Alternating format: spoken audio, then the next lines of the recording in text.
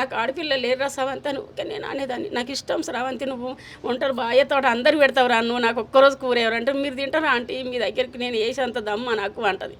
నేనే అడుగుతా ఎప్పుడన్నా పెట్టరా నాకు అని అంటాను. అంటే చేస్తాను నేను కళలు కూడా అనుకోలేదు.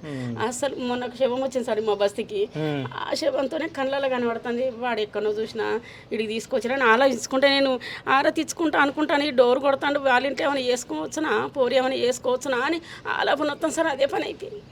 ఓకే, నాకు తెలిసి ఆ ఊర్లో వాళ్ళు పట్టించుకోలేనట్టు, ఇక నాకు ఎవరు దిక్కులేరు. ఇప్పటికి 10 సార్లు కూడా లేదు సార్, సామాన్ వేసుకపోయిండ్రు. ఓకే, మళ్ళీ నాకు ఎవరు పట్టించుకోరు. ఇక నా పిల్లల్ని ఎందుకు ఉంచాలి, వీడికి మళ్ళీ కలిపి నాతో వీనితోనే నాకు మళ్ళీ దోలిండు కదా జత చేసి, ఇంకా వీనితోనే నేను ఉంటా అని ఇక నన్ను వీనికి ఉంచుతారేమో, దాంతో సంసారం చేసినాక నువ్వు నా దగ్గరికి ఎట్లా వస్తావు ఇదే అని సార్. ఇక అట్లా కఠినంగా ఉన్నట్టుంది.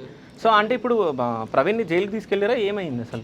ఏమో సార్, ఇక్కడ అందరు వాళ్ళు అంటుంటే నేను అన్న ప్రవీణ్ అయితే వాళ్ళే లోపల గడి పెట్టుకొని ఊరేసుకున్నారు. ప్రవీణ్ అయితే వచ్చి డోర్ కొట్టిండ్రు. పొద్దున ఒకసారి 6 గంటలకు బట్టలు పట్టుకొని వచ్చి ఈ పక్క రూమ్లో బట్టలు వేసిండి వెళ్ళిపోయిండు. పనికి పోయి వచ్చింది సార్, బట్టలు బండి ఆపి ఉరికొచ్చి శ్రవంతి శ్రవంతి శ్రవంతి అమ్ములు బంగారం అని పిలుతాను సార్. ఆడు అంత ఘోరంగా పిలుతాను ఏందన్న పిల్లను పంపించిన. అది అప్పుడే ఇంత సౌండ్ అన్న పిల్లలు అన్న అరవలే సార్. పిల్లలు కూడా అరవకుండా వేసింది. ఒకరికొకరు వాటర్ కోసం వచ్చిండట పెద్దోడు ఆడుకునేటోడు, మళ్ళీ జెర్సేడుకు మళ్ళీ చిన్నోడు వచ్చిండు.